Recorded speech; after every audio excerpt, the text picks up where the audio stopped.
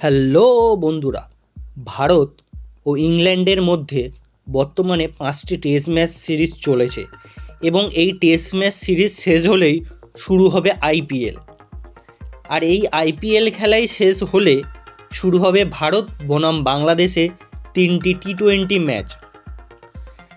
ও তার জন্যই ক্যাপ্টেন সূর্যকুমার যাদব ও রাহুল দ্রাবিড় মিলিতভাবে প্লেয়িং 11 ঘোষণা করলেন, যেখানে বাদ গেছেন রোহিত শর্মা, বিরাট কোহলি সহ হার্দিক পান্ডিয়া সমেত 6 জন খেলোয়াড়, আর যুক্ত হয়েছেন রবি বিষ্ণু, রিঙ্কু সিং সমেত 6 জন প্লেয়ার।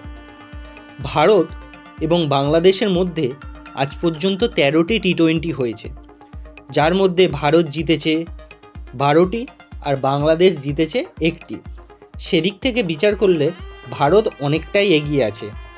আর এই মুহূর্তে ভারত টি-20 নাম্বার 1 এবং 1 নম্বর ব্যাটসম্যান হিসাবে আছেন সূর্যকুমার যাদব।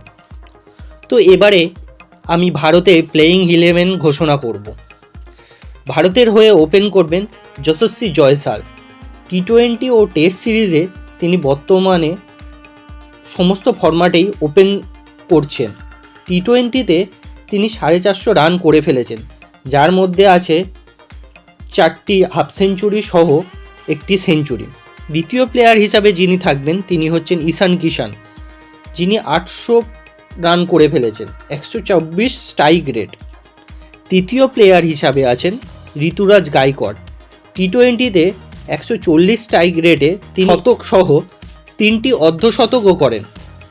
মিডল অর্ডার হিসাবে আছেন রিঙ্কু সিং, যিনি দারুণ ফিনিশার।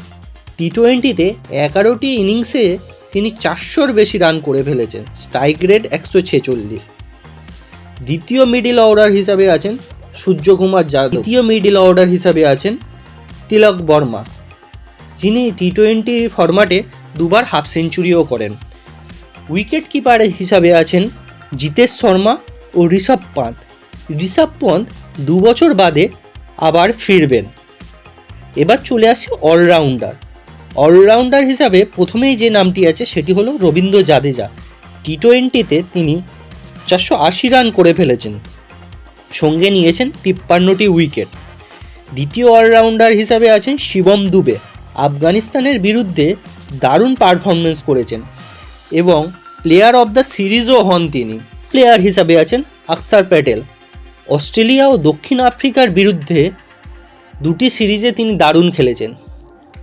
আমরা বোলারদের দিকে চলে যাই। প্রথমেই যে নেমটি আছে সেটি হলো উমরান মালিক।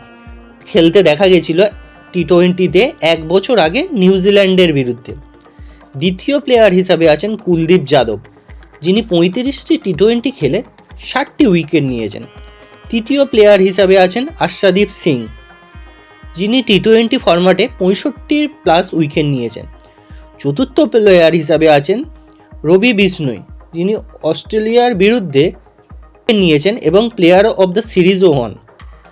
পঞ্চম বোলার হিসাবে আছেন মুকেশ কুমার, যিনি টি-20 ফরম্যাটে অল্প ম্যাচ খেলেও 15টি উইকেট নেন। তো বন্ধুরা, আপনারা কি মনে করেন এর মধ্যে এই খেলায় কি ভারত জিততে পারবে?